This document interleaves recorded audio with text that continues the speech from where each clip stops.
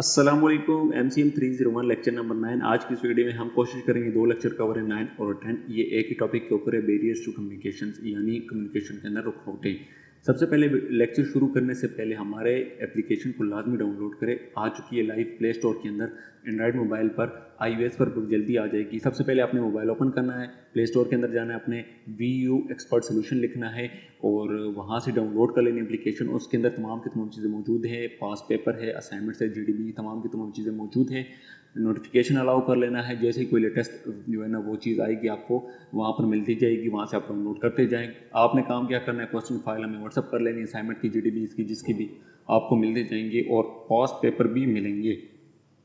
Lecture को start करते हैं। सबसे पहले बैरियर्स टू कम्युनिकेशंस, यानी रुकावटें कम्युनिकेशंस के अंदर कौन कौन सी है। सबसे पहले जो टॉपिक है इसका मतलब क्या है कि in the process of communication, यानी कम्युनिकेशन का मतलब है कि मैसेज को इफेक्टिवली सेंड और रिसीव करना।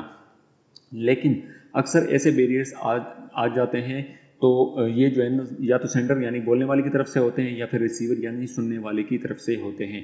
ये बैरियर कम्युनिकेशंस को स्लो कर देते हैं, कंफ्यूज कर देते हैं या बिल्कुल जो है ना वो ख़त्म बंद कर देते हैं। अब इसके कुछ बैरियर्स हैं कम्युनिकेशंस के, जिनको हम डिस्कस करने वाले हैं। सबसे पहले है आवर कम्युनिकेशंस। अगर आपसे पूछे जाए कि बैरियर कम्युनिकेशंस के जो है ना आपने क्या करने हैं, उसकी बैरियर्स एक्सप्लेन कर, तो आपने ये वाले पॉइंट्स जो है ना वो उसको आपने दोहरा लेना है अपनी मीनिंग के अंदर। ओवर कम्युनिकेशन में क्या होता है, यानी ज़रूरत से ज़्यादा इन्फॉर्मेशन देना। अगर स्पीकर बहुत ज़्यादा इन्फॉर्मेशन एक ही वक्त में दे तो लिसनर कंफ्यूज हो जाता है। हर बंदा एक लिमिट तक की ही इन्फॉर्मेशन को जो है ना ऑब्जर्व कर सकता है, उसके बाद वो सिर्फ पैसिव लिसनर बन जाता है, यानी सुन तो रहा होता है लेकिन समझ नहीं पा रहा होता। तो इसमें क्या करना चाहिए, इसका सोल्यूशन ये है कि स्पीकर को जो है ना प्रिसाइज यानी शॉर्ट और क्लियर रहना चाहिए, ताकि लिसनर बोर ना हो और उसको आसानी से समझ आ सके। नेक्स्ट हमारे पास है कॉन्फ्लिक्टिंग इन्फॉर्मेशन। अब इसके अंदर क्या होता है, कभी कभी लिसनर के पास ऑलरेडी कुछ इन्फॉर्मेशन होती है, जब स्पीकर कुछ ऐसा बोलता है जो उसके पहले से मालूम नॉलेज से बिल्कुल अपोजिट हो, ठीक है, तो क्या होता है, उससे कंफ्यूज हो जाता है, लिसनर डाउट में पड़ जाता है कि कौन सा जो है ना वो सही है और कौन सा जो है ना वो गलत है।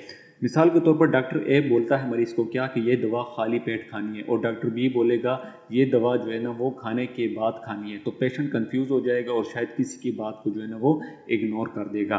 सोल्यूशन इसका क्या है कि लिसनर को क्वेश्चंस पूछने चाहिए और स्पीकर को क्लियर एक्सप्लेनेशन बतानी चाहिए, उसको देनी चाहिए। नेक्स्ट हमारे पास है लैंग्वेज डिफरेंसेस। अब लैंग्वेज डिफरेंसेस के अंदर क्या होता है, यानी जुबान का फर्क। लैंग्वेज सबसे बड़ी बैरियर होती है इसके अंदर, हर बंदा वर्ड्स का अलग मीनिंग समझता है।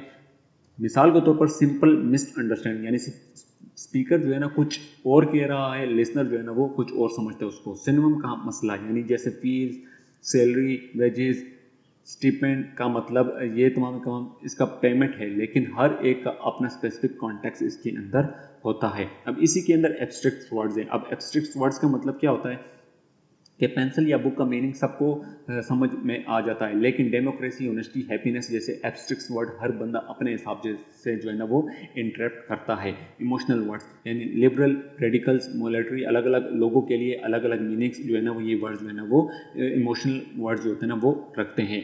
मिसाल के तौर पर एग्जांपल दे रहा हूँ कि बॉस बोले you will get a good incentive, यानी एम्प्लॉय समझ जाएगा कि बोनस मिलेगा, लेकिन बोनस बॉस का मतलब छोटा सा गिफ्ट है। तो सोल्यूशन क्या है, विकेबलरी जो है ना वो इंप्रूव करो, क्लियर और सिंपल वर्ड्स का यूज करो उसके अंदर, और ऑडियंस का लेवल के हिसाब से जो है ना वो बात करो। अब इसके अंदर इन एडिक्वेट विकेबलरी क्या होती है, यानी कम अल्फाज का स्टॉक, यानी अगर किसी बंदे के पास प्रॉपर विकेबलरी नहीं है तो वो अपने आइडियाज क्लियर एक्सप्रेस नहीं कर पाता।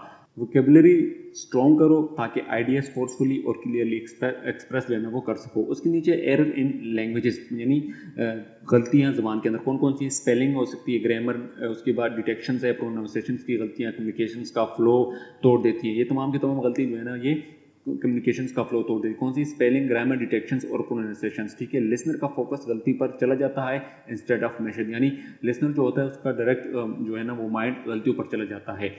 उसके बाद नेक्स्ट है जो हमारे पास आता है रॉन्ग लेवल ऑफ लैंग्वेज, यानी ऑडियंस का लेवल के मुताबिक जुबान का ना यूज़ करना। तो इसके अंदर कौन कौन सी चीज़ें हो सकती हैं हमारे पास, इसमें ये होता है कि अगर स्पीकर डिफिकल्टी वर्ड्स या बहुत ही टेक्निकल लैंग्वेज यूज़ करे जहां जो है ऑडियंस को सिंपल वर्ड्स चाहिए, तो कम्युनिकेशन फेल हो जाती है। अब इसमें क्या होता है कि अगर स्पीकर डिफिकल्ट वर्ड्स या बहुत ही टेक्निकल लैंग्वेज यूज़ करे जहां ऑडियंस को सिंपल वर्ड चाहिए हो, तो कम्युनिकेशन इस सूरत में क्या हो सकती है, फेल हो जाती है। नेक्स्ट हमारे पास है इंटरेस्ट एंड एटीट्यूड। अब इसके अंदर क्या होता है, यानी शौक और सोचने का तरीका। अगर लिसनर और स्पीकर के इंटरेस्ट और एटीट्यूड डिफरेंट है तो कम्युनिकेशन इफेक्ट हो सकती है और होती भी है। तो इसका असल सोल्यूशन क्या है कि ऑडियंस का प्रोफाइल पहले समझना चाहिए और उसके मुताबिक जो है ना वो मैसेज डिज़ाइन करना चाहिए।